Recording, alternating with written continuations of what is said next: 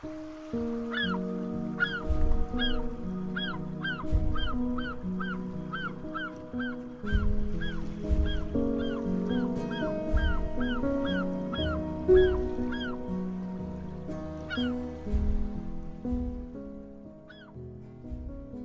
الله الرحمن الرحیم. سلام، خوش آمدی به یک قصه صبح عالی برای بیداری. همه قصه رو گوش میدن تا به خواب برن. اینجا شاد زیستیه و ما قصه میگیم که بیدارتر بشیم، چون هدف قصه ها دقیقاً بیداریه. برای امروزتون اولین قصه ای که در نظر گرفتم یک قصه کوتاهه که میتونه برای هر کسی به معنی خاص خودش جلوه کنه. تو اگه الان امروز داری این قصه رو گوش میدی عزیز دلم، هیچ چیزی اتفاقی رخ نمیده. تو لازم بوده که این داستان به گوشت برسه و این تفسیر هم به گوشت برسه که بتونی یک تغییر مثبت هر چند کوچک امروز در زندگیت ایجاد کنی. قصه صبح رو من صبحها توی کانال، سایتی، حالا هر جایی میذارم که اونهایی که واقعاً به دنبال بیداریان بهش دسترسی داشته باشن و زندگی قشنگتری بسازن. از همین الان به این فکر کن که من چطوری میتونم با این قصه زندگیم رو قشنگتر کنم. با هم بریم این قصه رو گوش کنیم.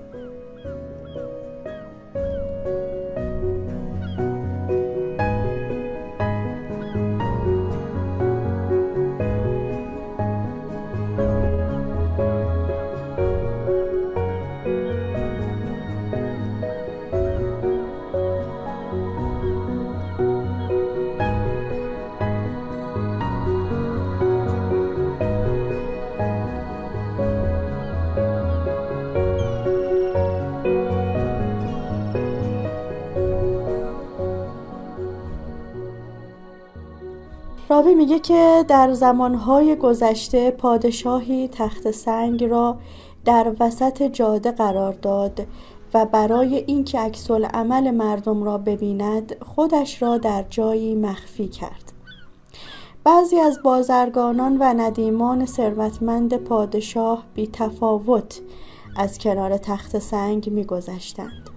بسیاری هم غر می‌زدند که این چه شهری است که نظم ندارد. حاکم این شهر عجب مرد بی عرضه است و با وجود این هیچ کس تخت سنگ را از وسط بر نمی داشت. نزدیک غروب یک روستایی که پشتش بار میوه و سبزیجات بود نزدیک سنگ شد، بارهایش را زمین گذاشت و با هر زحمتی بود تخت سنگ را از وسط جاده برداشت و آن را کناری قرار داد.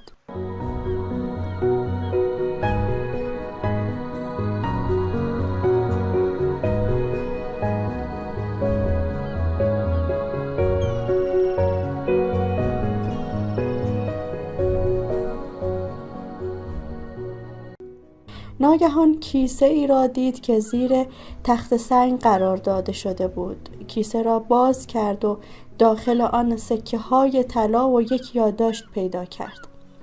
پادشاه در آن یادداشت نوشته بود هر سد و مانعی میتواند یک شانس برای تغییر زندگی انسان باشد. دوست عزیزم، زندگی همه ما بدون استثناء همین شهری هست که در موردش الان تو این داستان خوندیم. کاری نداریم که حالا اون پولداره، اون ثروتمنده، اون روستاییه، نه. چیزی که تو باید تو این داستان بهش فکر کنی اینه که هر زندگی که به مثابه این شهر باشه یک خدایی داره که اون پادشاه هست و خدا یک اسمش رب، پرورش دهنده است، بزرگ کننده است.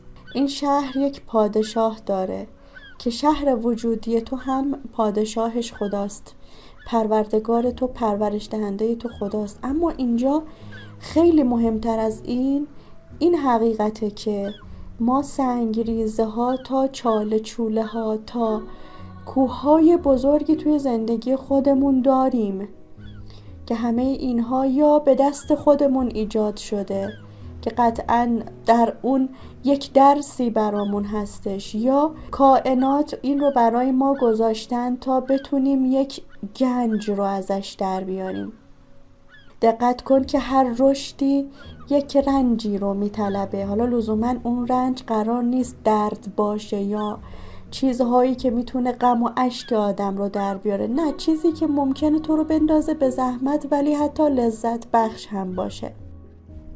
این داستان رو تو امروز شنیدی که به این فکر کنی چند روز پیش، چند ماه پیش که داشتی از بعضی دردها جلوی خدای مهربون مینالیدی، خدای مهربان داره به تو یاد میده که عزیز دلم، دختر من، پسر من، بنده زیبای من، اون چیزی که من برای تو قرار دادم تو از پسش بر میای.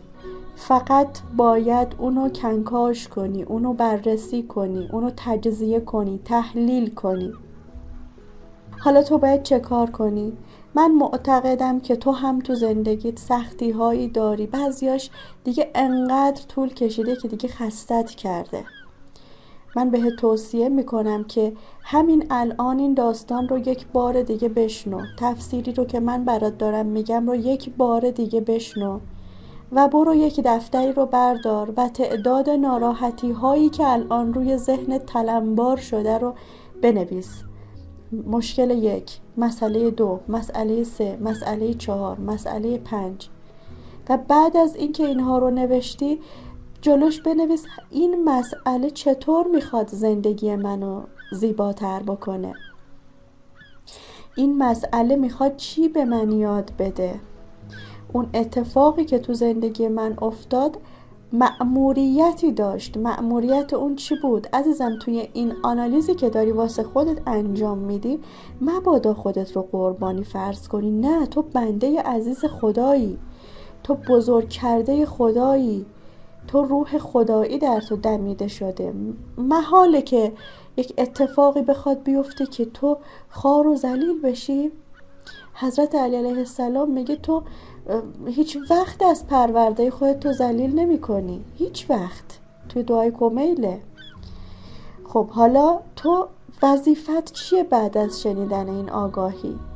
که به این باور برسی که هر چیزی رخ داده برای اینه که من یه پله از زندگیم در واقع بالاتر برم، دستم به نورهای بیشتری برسه، وسعت بهتری پیدا کنم.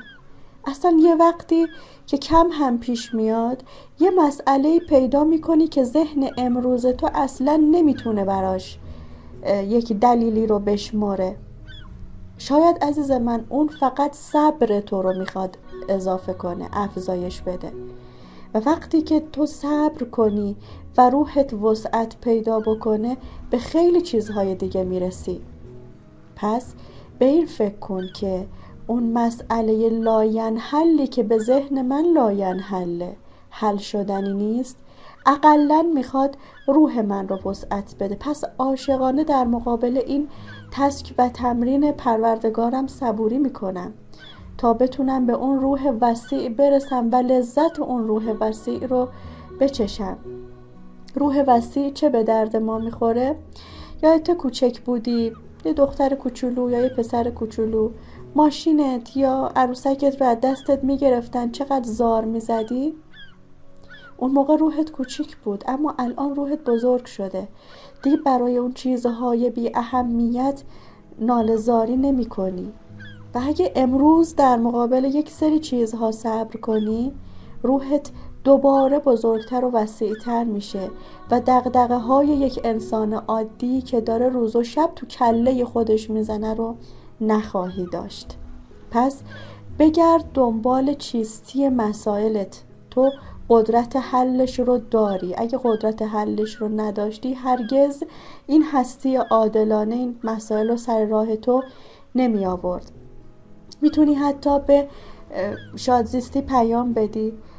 ما اینجا هستیم که به عنوان یک لایف کوچ بتونیم زندگی شما رو کمک کنیم، با اندک دانشی که داریم، دیدگاهی که داریم کمک کنیم که شما بتونی زندگیت رو بهتر حلاجی بکنی. من اینجا هستم که به زندگی واقعا بهتر تو کمک کنم. تو هم به خودت کمک کن.